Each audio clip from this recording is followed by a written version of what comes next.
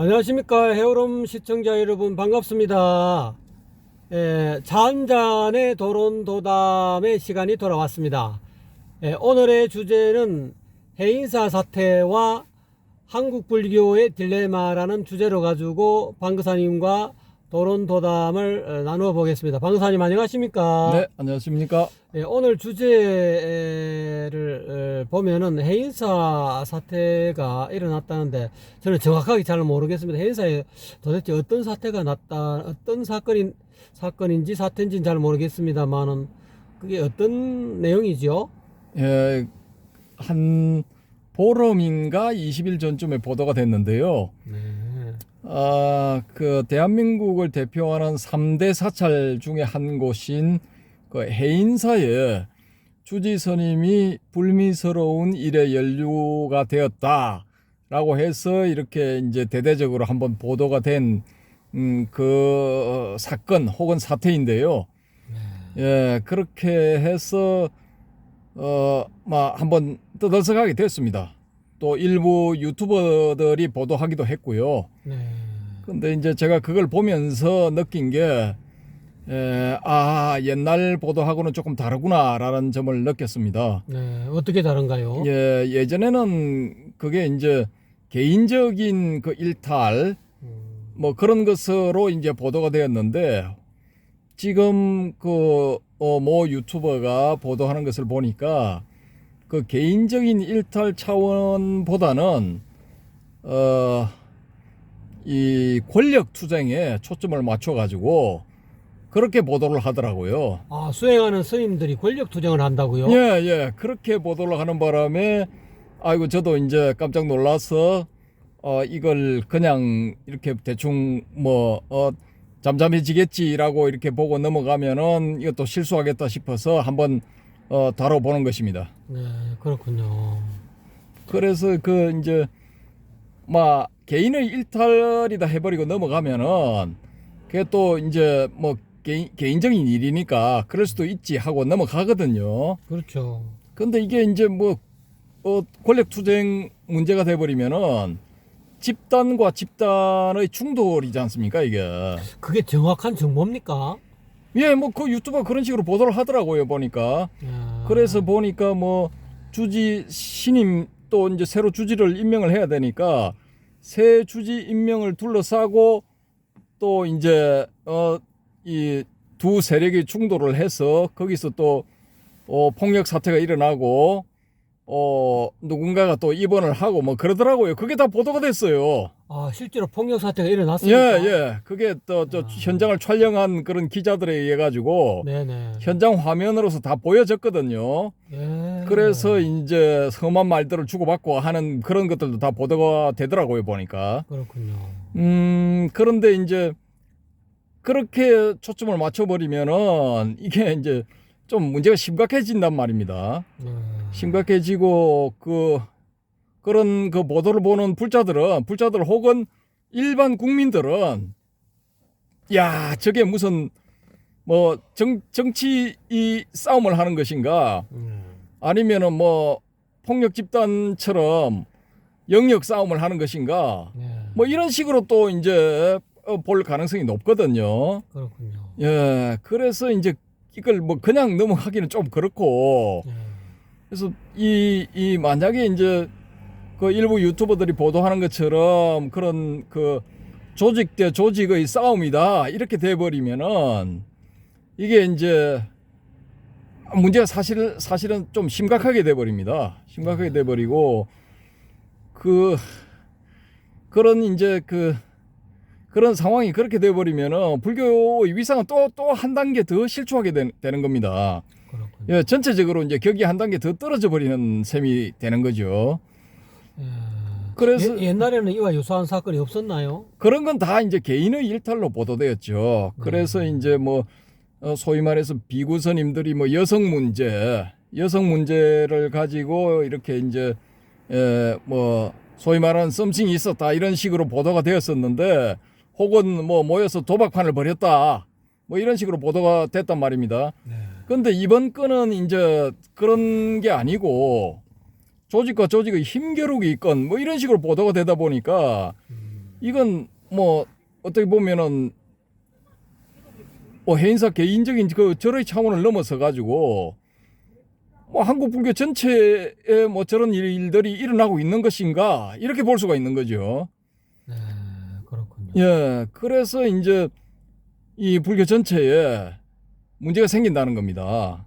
이게 지금 그 소위 말하는 해방 이후에 한국 불교를 버텨온 중심은 뭐니 해도 그 보살님들이라고 볼 수 있죠. 네. 여성 불자들. 그렇죠. 예. 그래서 그분들이 소위 말하는 말뚝신심을 가지고 절과 불교와 스님들을 위해서 큰 그 봉사, 희생 이런 걸 해오셨는데 그분들이 이제 다 거의 다가 이제 이 소위 말하는 반야 용선을 타고 극락으로 떠난 분들도 많고 예. 떠날 준비를 하고 계신 분들도 있고 네. 또 뭐 10년이나 20년 뒤에는 이제 차례가 와가지고 차례차례 다 가셔야 되거든요. 네. 그분들 다 떠나고 나면은 사실상 불교 신자라 할 만한 그런 사람들이 있을까? 저는 이제 고민이 되는 거죠. 그렇군요. 예, 지금도 뭐 한 20년 전에는 2천만 불자 저거 할 때 그때 이미 벌써 불자 숫자는 1,000만 언저리다 그렇게 했고요. 지금은 이제 1,000만 불자 그러는데 솔직히 뭐 1,000만은 뭐 전혀 안 되는 것 같고요. 그래서 한 500만 정도라도 되면은 다행인 것 같은 그런 상황이거든요. 아, 그렇습니까? 예. 그러면은 10년, 20년 뒤에 그 한국 불교를 떠받치던 그 보살님들이 다 떠나시고 나면은 또 100만 명이 될지, 50만 명이 될지, 10만 명이 될지 뭐 장담을 못 하는 거예요. 그럼 뭐 지금 현재 불자가 500만밖에 안 된다는 겁니까? 저는 뭐 좀 높여서 500만 잡고 솔직히 말씀드리면 한 100만에서 200만 사이지 않을까 그렇게 봅니다. 100만에서 200만은 말뚝 신신 불자들, 그분들 외에는 사실상 거의 없다고 보는 거죠. 냉정하게 봐서. 말뚝 신신 불자 말고 불교를 믿는 사람들도 더 있을 거 아닙니까? 뭐 저 소수라고 보이고요. 예. 특히 젊은 층들 같은 경우에는 이제 거의 기본적으로 대학물을 다 먹었으니까 그 과정에서 소위 말하는 과학의 세례를 받아가지고 이 과학과 근접하지 않으면, 과학적이지 않으면, 혹은 논리적이지 않으면은 다 이렇게 거부를 해버리거든요. 요즘 그럼 결국은 과학이 종교화가 됐군요. 예, 거의 뭐 그래서 미국 같은 경우는 사이언톨로지라는 종교가 생겨났고, 아, 그렇습니까? 예, 그 유명한 탐 크루즈, 예. 탐 크루즈도 사이언톨로지의 핵심 신자죠. 그럼 과학 종교라는 뜻입니까? 그렇죠. 그래서 이제 그런 성향들을 봤을 때, 이 예전에는 이제 나이 드신 분들이 노보살님들, 노거사님들이 떠나시고 나면은 그 중장년층들이 그 자리를 메웠고 또 청년층들이 또 올라왔거든요. 그렇죠. 유소년들도 올라왔고. 그런데 지금 다 없어요. 다 없고 이제 거의 뭐 60대 이상의 그 노년층들, 노보살님들하고 또 그 밑에 바로 밑에 한 10년 밑에 세대, 그 세대들만 남았지 나머지는 거의 없다고 보여지거든요. 제가 봤을 때는. 기독교하고는 좀 딴판입니까? 기독교는 그래도 그 노력을 많이 하더라고요. 보니까 예. 노력을 많이 하고 또 이제 그 재정적인 투자를 굉장히 많이 하더라고요. 예. 교회별로 예산을 많이 배분을 해가지고 소위 말하는 선교 예산에 많이 쓰고, 또 천주교니 개신교니 전체적으로 봤을 때도 선교 예산이 많더라고요. 퍼센테이지가. 그리고 금액도 굉장하고 그렇게 노력을 하는데 거기에 비하면 여기는 뭐 거의 뭐 전무하다시피 하다고 봐도 됩니다. 불교는 포교를 안 합니까? 하는데 너무나 미약하다는 거죠. 예. 그럼 그거를 총무원에서 불교 그 조계종 총무원에서 포교 그 1년마다 해마다 예산이 안 떨어집니까? 그럼 있겠죠. 있어도 뭐 그 뭐 은발의 오줌 누기 수단이고 거의 다 뭐 인건비로 나가는 걸로 제가 알고 있거든요. 예. 그러면은 이게 실질적으로 포교다운 포교가 안 된다라는 것입니다. 불가능하다는 것입니다. 여건상 안 돼요. 그게 안 되고, 지금 이제 뭐 절 짓고 뭐 건물 짓고 뭐 센터 만들고 하는 이게 이제 또 포교라고 생각하시는 분들도 있거든요. 근데 요즘은 그런 거 해가지고 안 통합니다. 그런 게 통하는 세대가 이미 지났거든요. 그렇습니까? 지났고 지금은 뭐 유튜브 세상으로 다 들어가고 유튜브로 다 통하는데 누가 그 건물 뭐 선센터로 해서 누가 거기 그 모여가지고 하겠습니까? 하기는 유튜브 속에서 우리도 일종의 그 뭐 이 뭐랄까 근본적인 가르침 부처님의 말씀을 지금 이렇게 유튜브를 통해서 전하고 있는 입장이니까요. 그렇지요. 그래서 이제 그 뭐 그런 불자들이 다 사라지는 가운데 그러면은 20년 뒤, 30년 뒤에 누가 불자로 남을 것인가? 아, 심각하군요. 네, 문제가 심각하다고요. 그래서 확실하게 불자를 남을 수 있는 계층들은 뭐냐? 아, 이거 소위 말하는 그 스님들의 자제들, 예. 스님들의 그 처자식들, 예. 이분들은 이제 불자로 남을 수밖에 없는 거죠. 당연히 그렇겠죠. 예, 예. 그래서 지금 이제 대처종단 같은 경우에는 이런 문제가 뭐 전혀 생기지를 않죠. 왜냐하면은 그 대처종단이니까 처자식이 있는 건 당연하잖아요. 그렇죠, 그렇죠. 근데 이제 대처가 아니고 우린 비구종단이다. 예. 대처는 우린 절대 용납 못한다는 그런 종단도 예. 사실은 뭐 소위 말하는 은처대자 숨겨둔 처와 숨겨둔 자식들이 다 있다. 예. 이 공공연하게 혹은 뭐 아는 사람들은 다 알고 있는 그런 상황이거든요. 그렇군요. 예, 그래서 이것을 이제 뭐 일탈로 예전엔 알려진 케이스들은 개인적인 일탈로 치부를 하는데 사실 이게 뭐 한 60, 70% 많게는 뭐 80, 90%까지 이 퍼센테이지가 올라갈 수도 있거든요. 솔직히 말씀드려가지고. 네. 그럼 그런 경우는 이제 방법은 두 가지죠. 야, 우리 비구종단 안 하고 우리도 대처종단 할래? 그러면 깨끗하게 해결되는 겁니다. 차라리 그게 낫군요. 예, 예, 그게 이제 뭐 깨끗하게 해결하는 그런 방법일 수도 있죠. 근데 또 역사와 전통을 지키시는 분들, 지키려고 하는 분들도 있으니까 그렇게 계속 지켜 나가겠다 하면은 어쩔 수 없는 거죠. 지금처럼 뭐 간간히 터지다가 또 나중에는 뭐 동시다발적으로 터져가지고 막 난장판 되는 거죠, 그냥. 기독교도 결국은 다 부인 있고 자녀들 있지 않습니까? 천주교는 결혼을 안 하는 걸로 알고 있고요. 아, 천주교요? 예, 그러면 이제- 개신교 목사님들은 이제 결혼을 하시는 걸로 알고 있습니다. 아, 천주교는 신부님이나 그런 수녀님들은 수녀님들은- 독신이죠, 독신. 아, 독신입니까? 예, 네. 독신인데 그래서 이제 뭐 독신종단으로 우린 끝까지 가겠다 하면은 뭐 그렇게 가시는데 그게 이제 어두운 면, 나쁜 면, 안 좋은 면은 이제 그런 면이라고 할 수가 있죠. 예. 몰래 이제 그렇게 처자식을 두는 경우, 그리고 끝으로는 이제 뭐 나는 독신이다라고 주장하는 그런 경우. 그런데 20, 30년 뒤에 불교 신자가 뭐 씨가 마르는 그런 경우를 또 생각을 해보면은 네. 아, 이분들이 그때를 미래를 위해서 20, 30년 뒤를 안배하는 그런 작업이 또 될 수도 있는 겁니다. 아, 또 그럴 수도 예, 있군요. 예. 그렇게 해서 또 불교의 명맥을 이어나가는 예. 그런 상황이 될 수도 있거든요. 그래서 뭐 이 좋은 측면으로 보면은 아, 이것도 이 또 괜찮다. 뭐 긍정적인 측면도 있네. 라고 볼 수가 있는 겁니다. 그러면 해인사의 요번에 이 사태가 사실이라면은 차라리 그런 어떤 종원 종규를 바꾸어서라도 뭐 태고종처럼 예. 그렇게 하는 것이 오히려 더 살아남는 길이 아닐까요? 그렇게 되면 이제 대한민국 불교 전체는 이제 일본식으로 되는 거죠. 아, 그렇습니까? 예, 일본식으로 되고 뭐 그렇게 안 한다 하더라도 막 독신이나 아니면 대처를 개인의 선택에 맡기겠다. 야. 이것도 한 가지 방법이거든요. 아, 그렇군요. 그래서 이제 독신 스님들은 이제 정법중 무리중자입니다. 정법을 지키려는 그런 집단. 야. 그렇게 이제 이름을 붙이고 대체로 가는 분들은 호법중. 야. 그래서 이 정법을 지키는 사람들 그런 스님들을 수호하는 예? 바로 이제 외곽에서 그 옹호하고 수호하고 보호하는 그런 스님들 이다 이렇게 이제 해버리면은 이것도 또 문제가 또 깔끔하게 해결될 수가 있는 거죠. 야, 좋은 해결책을 지금 제시하고 계시는군요. 예. 이건 뭐 사실 근세의 어느 선사 스님이 내놓은 방안이더라고요, 보니까. 아, 예. 그래서 그런 좋은 방안도 있고, 그리고 호법중들은 이제 호법 스님들은 제자를 받지 않으면은 상자를 받지 않으면은 자연스럽게 이제 대가 끊겨가지고 그 다 이제 정법 중 저 독신 스님들의 그런 그 종단이 된다 그런 논리더라고요 보니까. 그렇군요. 근데 지금은 이제 세상이 많이 바뀌어가지고 그때만 해도 지금 한 60년 전인가 그렇거든요.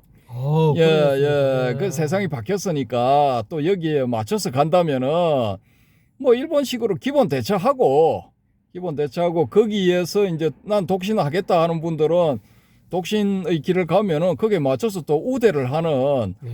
그런 방법을 택하는 수밖에 없지 않느냐. 예. 그래서 지금 한국 불교가 불자 자체가 사라지고 있기 때문에 예. 이거 불자들이 다 사라지고 나면 이거 남으면 뭐합니까? 뭐 전부 문화재 돼가지고 절들은 전부 문화재 되고 거기 스님들은 문화재 관리인 되는 거예요. 그냥 정부에서 월급 받고 그렇군요. 직업인으로 전락해버리는 거죠. 예. 문화재 관리. 예. 지금은 그냥 그 성직자라도 되지만은 예. 20, 30년 뒤에는 그냥 직업인이 될 수도 있는 겁니다. 그렇군요. 예. 그러니까 미리 이제 대책을 세워야 되는 거고 현실적인 대책으로 접근하자는 거죠. 그렇군요. 너무 역사와 전통을 지키겠다 하다가는 이거 불교 자체가 사라질 판이에요 지금. 신자가 없으니까. 예. 그렇군요. 그리고 불교 신자를 이제 유입을 하는 것도 젊은이들 성향에 맞게끔 예. 그런 그 뭐 소위 말하는 논리적이고 실정적인 그런 불교들을 제시를 해야 되는데 그 중에 하나가 이제 명상이 될 수가 있죠. 그렇군요. 예. 명상은 일상생활에서 얼마든지 활용을 할 수가 있으니까. 그래서 통찰 명상도 좋고 집중 명상도 좋고 그런 명상 요소들을 현실에 맞게끔 개량하고 개발하고 뭐 이렇게 해서 그런 걸 이제 중심으로 해서 보급을 하는 거죠. 그래서 불교 색채를 교리적인 색채를 많이 빼고 사상적인 색채도 많이 빼고 현실 실생활에서 도움이 될 수 있는 실용적인 그런 이 실제 수련할 수 있는 명상 불교를 위주로 해서 이렇게 접근하는 것도 젊은이들을 이제 불교로 이렇게 유입을 시킬 수 있는 한 가지 방법이지 않을까. 실용불교, 실용 명상불교, 실용불교, 생활불교, 뭐 대중불교, 뭐 그렇게 가는 거죠. 그렇군요. 그런데 이제 지금 우리는 무조건 독신 끝까지 지킬 거야 이렇게 가다가는 불교 자체가 이거 뭐 없어질 판인데 그게 무슨 소용이 있겠습니까? 그래서 지금 딜레마라는 거죠. 이걸 지킬 수도 없고 버릴 수도 없고 굉장히 그 애매한 지금 시점입니다. 시점이. 불교의 맥이 끊어진다. 아이고 신자가 다 사라지고 없는데 뭐 천불이 출연한들 그게 무슨 소용이 있겠습니까? 맞습니다. 듣고 보니 그러네요. 예, 그래서 이게 지금 이번 사태를 계기로 해서 심각하게 한번 고민을 해볼 문제이지 않을까. 저는 이제 뭐 일반 제가 신자의 입장에서 그런 이제 의견을 한번 제시를 해보는 거죠. 그래서 뭐 독신의 길을 고수하시는 그런 스님들 입장에서 봤을 때 이 무슨 망발이냐 뭐 그렇게 하실 수도 있죠. 근데 이제 대국적인 견제에서 전체적으로 봤을 때 야 이거 뭐 특단의 조치를 내려야 될 때이지 않을까 그렇게 이제 한번 생각을 해보는 겁니다. 방 교사님이 금방 제시한 거는 한국 불교 딜레마를 개척할 수 있는 헤쳐나갈 수 있는 그런 묘안이 될 수 있다는 겁니까? 그렇죠. 그 외에 그러면은 지금처럼 이런 상황을 계속 뭐 유지를 한다 그렇게 했을 경우에 끝으로는 뭐 독신 비구성인데 뭐 보니까 뭐 간간히 터져 나오는 거 보니까 아이고 뭐 사실상은 뭐 대부분이 뭐 80, 90%가 독신이 아니네 이렇게 되면은 이것도 곤란하거든요 이게. 지금은 이제 통신 수단이 워낙 발달해 있기 때문에 이게 사실상은 그런 걸 숨길 수가 없거든요. 예, 숨길 수가 없고 언제 드러나도 다 드러나게 된다라는 거죠. 그래서 그런 게 뭐 동시다발적으로 뭐 전국적으로 막 이렇게 여기저기서 다 드러나가지고 불교 전체가 개망신을 당하고 격이 뭐 위상이 뭐 서너 단계 떨어지고 이런 사태가 벌어지기 전에 이 문제를 한번 심각하게 한번 고민을 해보자는 거죠. 어떤 길이 과연 불교를 살릴 수 있는 길일까? 예, 그래서 이제 오늘의 주제를 해인사 사태와 한국 불교의 딜레마를 한번 잡아본 겁니다. 그렇군요. 이것이 과연 이 한국 불교의 딜레마를 해결할 수 있는 좋은 방안이 될런지 유튜브를 시청하고 계시는 여러분들의 생각은 어떻습니까? 참 궁금하군요. 결론적으로 한번 말씀해 주시죠. 예, 뭐 다들 뭐 고민이 되시겠지만은 뭐 어쩌겠습니까? 불교 전체를 살리는 방향으로 결론을 내려야 되지 않겠습니까? 그래서 저는 제안을 한번 드리는 것이고요. 그렇다고 해서 지금 현 상태에서 소위 말하는 범죄를 저지른 그런 분들, 드러난 그런 분들을 아무 일도 없었던 것처럼 그냥 원 상태대로 돌아가자, 그런 말은 절대 아니거든요. 해인사 주지 스님, 전 주지 스님이 됐죠. 이제 그분도 자리를, 직위를 내놓으셨고, 그 책임을 지고 이제 내놓으신 거죠. 그렇게 해서 새로운 주지 스님이 또 이렇게 취임을 하실 거고, 그러니까 이제 새로운 주지 스님이 취임하시고, 뭐 이렇게 되면은 범종단적으로 혹은 한국 불교적으로 한번 고민들을 해보자는 겁니다. 과연 어느 길이 이 한국 불교가 계속 존속할 수 있는 길일까? 지금 사실상 존망의 기로, 이게 존속되느냐 망하느냐, 그 기로에 서 있다고 저는 보거든요. 그래서 이 문제를 지금 문제가 동시다발적으로 드러나가지고 확 표면화되기 전에 미리 그걸 논의를 해서 한번 이 한국 불교를 살릴 수 있는 방향을, 그 방법을 미리 한번 찾아보자라는 것입니다. 사부대중이 다 모여야 되는 겁니까? 예, 사부대중이 모여서 해도 되고, 아니면은 스님들끼리 모여서 해도 되고, 어차피 주도권은 스님들이 쥐고 있으니까 그분들이 결론을 내리면은 신도들은 따라가는 수밖에 없죠. 그렇군요. 예, 그래서 한번 고민들을 해보시라는 겁니다. 예, 오늘은 해인사 사태와 한국 불교의 딜레마에 관한 그런 주제를 가지고 방거사님을 모시고 그 해결 방안 내지는 어떻게 하면 이 불교가 살아남을 수 있고 불자들이 계속 올라와서 불교의 명명을 이어나갈 것인가 하는 그런 문제를 나름대로 이렇게 심도 있게 한번 간단하게, 심도 있지만 간단하게 한번 거론해 보았습니다. 지금까지 시청해 주신 여러분 대단히 감사합니다. 방사님 감사합니다. 네.